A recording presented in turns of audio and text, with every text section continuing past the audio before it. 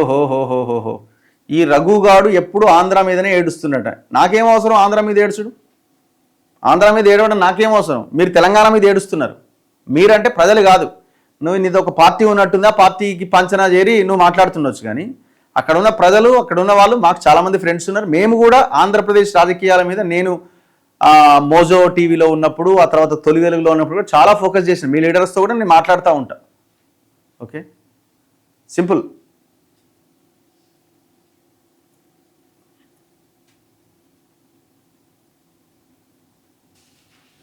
అవును, ఆంధ్రాకి రాజధాని లేదు అంటే నిజమే కదా. మరి ఎన్ని సంవత్సరాలు అవుతుంది రాష్ట్రం విడిపోయి? ఎందుకు రాజధాని నిర్మించుకోవడంలో విఫలమైనారు? ఈ మాట ఎందుకు అనొద్దు?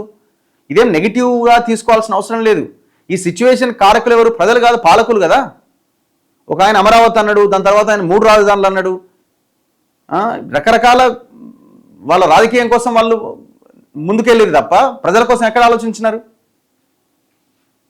ఇప్పుడు మళ్ళీ దాన్ని పార్లమెంట్లో ప్రవేశపెట్టి శాశ్వత రాజధాని అమరావతి అని డిసైడ్ చేసినట్టున్నారు. ఇప్పటికైనా దాని నిర్మాణం విషయంలో ఫోకస్ చేయండి అని చెప్తున్నాం. తప్పేముంది అందులో?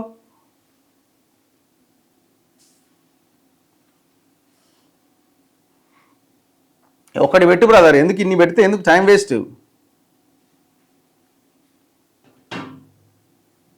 మీ నాయకులు ఆంధ్రాని వదిలేసి హైదరాబాద్లో ఉంటున్నారు. సో దాన్ని మార్చండి ఫస్ట్.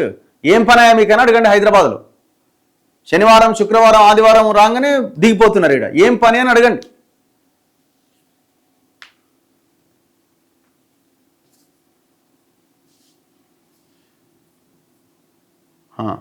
ఆర్టీసీ గురించి, ఆటోల గురించి మాట్లాడండి. ఓకే, సో ఆటో డ్రైవర్లు మొన్న కూడా ఈ ఆర్టీ ఆఫీస్ దగ్గరికి వచ్చి ధర్నా చేసినట్టున్నారు. మనం కవర్ చేసినాం దాన్ని, ఖచ్చితంగా మాట్లాడతాం. ఆర్టీసీ గురించి కూడా మాట్లాడుతూనే ఉన్నాం. మరి ఏమైనా ఎలక్షన్స్ ఇంతవరకు మళ్ళా సప్పుడు లేదు. ఎలక్షన్స్ అటే పోయినాయి, ప్రభుత్వంలో విలీనం అటే పోయింది. నీకు ఇంత టైం ఉంది బ్రదర్? చలో చలో నెక్స్ట్.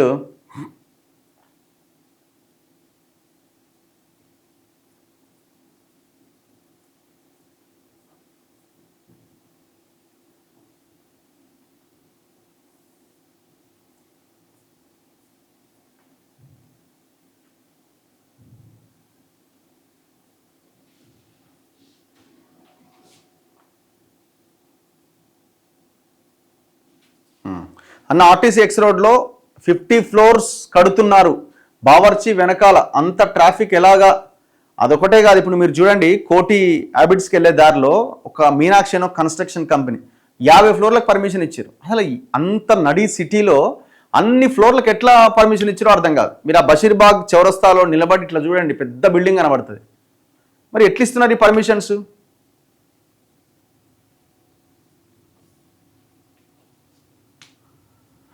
అన్న చేనేత కార్మికులకి ప్రభుత్వం న్యాయం చేయట్లేదు, మీరు మాట్లాడాలి మా కోసం. 100 కోట్లు పనికిరాని పథకాల కోసం పెడుతున్నారు, మాకు 100 కోట్లు ఇవ్వలేరా?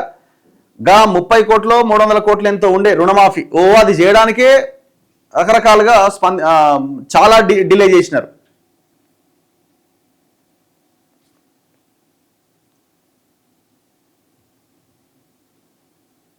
రఘు గారు, ప్రభుత్వం ఫస్ట్ టైం అందరు ఉద్యోగులకు రెగ్యులర్గా daily wage and out sourcing వాళ్ళకి జూలై 2026 మొదటి తారీఖు నాడు జీతాలు వేసిరట. ఇప్పుడు మొన్న అందరికి ఉద్యోగాలు పడ్డాయా? సారీ, శాలరీస్ పడ్డాయా అవుట్ సోర్సింగ్ వాళ్ళకి కూడా? ఇప్పుడు ఈ అవుట్ సోర్సింగ్ది కూడా ముఖ్యమంత్రి ఏజెన్సీల మీద ఫోకస్ పెట్టినట్టున్నాను, కానీ అసలు ఏజెన్సీలు ఎందుకు? దాన్ని రద్దు చేసి పడేయచ్చు కదా. చాలా మంది ఏజెన్సీలు ఎవరెవరైతే ఉన్నారో అన్ని మంత్రులకు సంబంధించిన వాళ్ళే ఉన్నాయి. అంతమంది ఏమో పోయిన గవర్నమెంట్ వాళ్ళే, ఇప్పుడేమో ఈ గవర్నమెంట్ వాళ్ళే.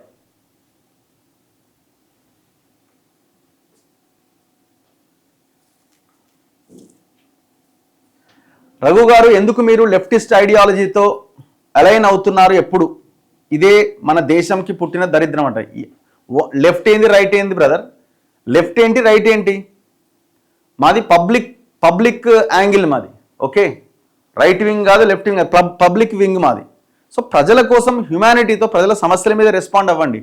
లెఫ్ట్ రైటు ఇవన్నీ బక్వాస్, ఇవన్నీ లెఫ్ట్ లేదు రైట్ లేదు. స్ట్రైట్కి వెళ్ళండి, ప్రజల కోసం మాట్లాడండి. ఇప్పుడు ఇవాళ బీజేపీ అధికారంలో ఉంది కేంద్రంలో, కాబట్టి బీజేపీ మీద మాట్లాడుతున్నాం. రాష్ట్రంలో గతంలో బీఆర్ఎస్ అధికారంలో ఉంది, బీఆర్ఎస్ మీద మాట్లాడినాం. ఇప్పుడు కాంగ్రెస్ అధికారంలో ఉంది రాష్ట్రంలో, కాంగ్రెస్ మీద మాట్లాడుతున్నాం. ఇప్పుడు అధికారంలో ఉన్న వాళ్ళని క్వశ్చన్ చేస్తాం తప్ప దేని గురించి మాట్లాడతాం మనం? మీరు నమ్ముతారా జాతకాలని? ఏమో కొన్నిసార్లు ఇంట్రెస్టింగ్ అనిపించినప్పుడు కనుక్కుందాం, తెలుసుకుందాం అని కూడా డిస్కస్ చేస్తూ ఉంటాం. కానీ పర్టికులర్గా నా జాతకం ఏంది, ఏం కథ అని చూపించుకునే సందర్భాలు తక్కువ.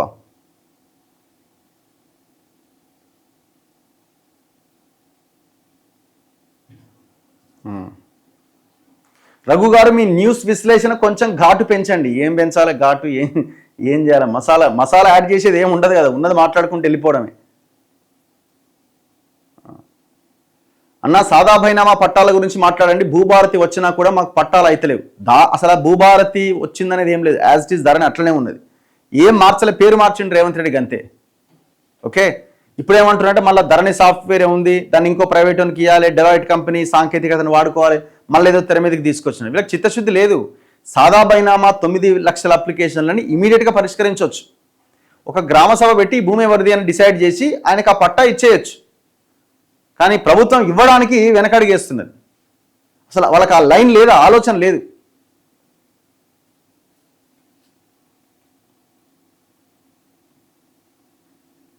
జోగులాంబ గద్వాలలో ఎమ్మెల్యే ల్యాండ్ ఇష్యూస్లో ఇన్వాల్వ్ అవుతుండట.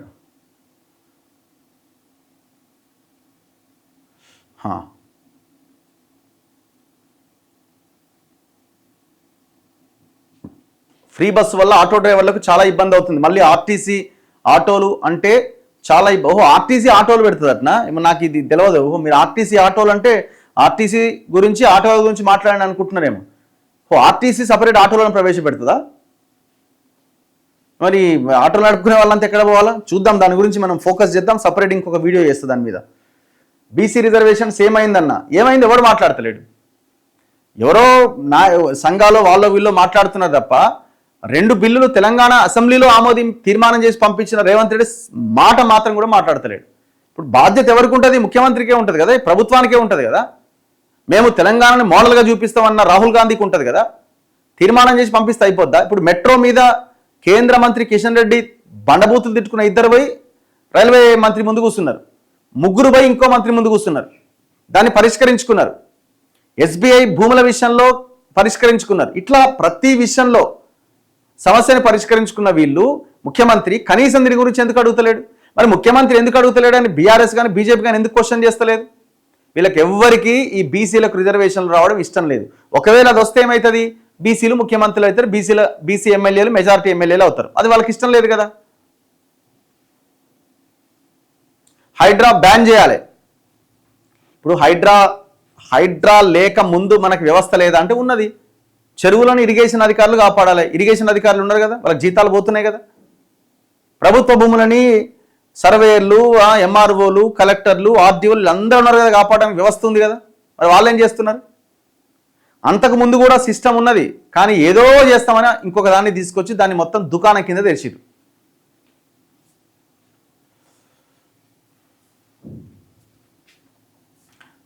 మంగ్లీ గారి కేసు స్టేటస్ ఏంటి? బాధితులు ఎప్పుడైతే బయటకు వస్తారో కేసు బలంగా ఉంటుంది. బాధితులు మళ్ళీ సైలెంట్ అయ్యారు. మరి వీళ్ళు పైసలు ఇస్తామని చెప్పిరా, ఏం చేసిరో తెలియదు, కానీ బాధితులు ఎవరు బయటకు వస్తలేరు.